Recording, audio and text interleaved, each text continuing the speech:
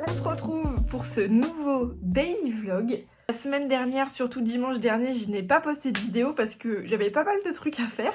Aujourd'hui, on est mardi et du coup, j'ai cette semaine off. Je vais en profiter pour dessiner, m'inspirer un petit peu, prendre le temps pour moi, faire des trucs que j'ai pas le temps de faire d'habitude. Et comme d'habitude, j'oublie de fermer le placard plein de bordel. Voilà, c'est mieux, j'aurais l'air de quelqu'un d'à peu près rangé, bref. Je vous emmène avec moi cette semaine, donc je pense que tous les jours une vidéo va sortir, donc ça sera une vidéo beaucoup plus chill que d'habitude, un peu moins rythmée, on prendra peut-être plus le temps de papoter et surtout le temps de dessiner. Là je suis en tenue de sport parce que ce soir je vais au sport, peut-être que je vous emmènerai avec moi, ça peut être rigolo même si ça change un petit peu de ma ligne directrice de ce que je vous montre d'habitude. Et si j'ai la gueule enfarinée, un peu gonflée, c'est normal. Pour vous raconter, hier je suis allée au cinéma avec mon chéri et on est allé voir Les Gardiens de la Galaxie. Trop choquée en fait, vraiment choquée, le film était trop bien. Ils ont pris un parti pris incroyable. En tout cas, moi, c'est une cause qui me touche énormément. Je pense que c'est la cause qui me touche le plus.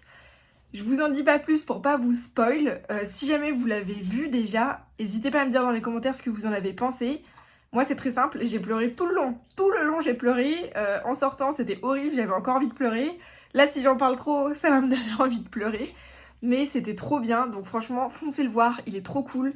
Gros cœur sur le réalisateur et tout, c'est trop bien. Enfin, franchement, qu'il ait porté ses couilles, désolée de dire ça comme ça, et d'affirmer en gros ses opinions à travers le film. Je pense que si vous l'avez vu ou si vous allez le voir, vous penserez à moi. Franchement, trop bien. Allez-y, c'est trop cool.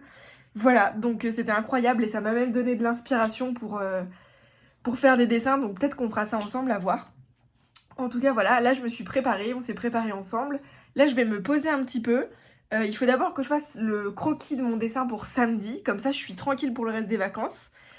Et après, on va s'attaquer à chiller tranquillou, à faire des dessins. J'ai trop envie de finir certains de mes flashs qui sont en stand-by depuis un moment, parce que forcément les projets clients passent avant ça. Voilà, je vais pas trop tergiverser, trop parler non plus. Et je vais aussi me faire les ongles, voilà, parce que ça fait 1000 ans que je les ai pas fait parce que j'avais pas le temps. Et là j'ai envie de me poser, de le faire tranquille, donc voilà, c'est parti, let's go.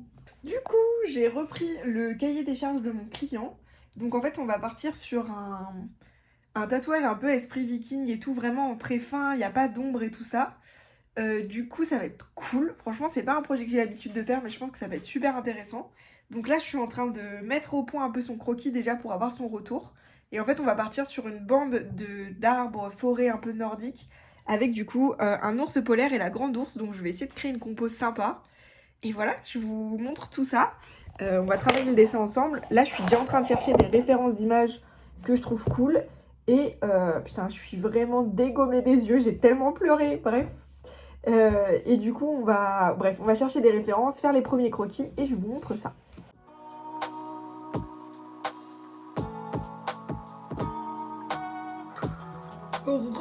Du coup, ça y est, j'ai fait les 2 croquis pour mon client.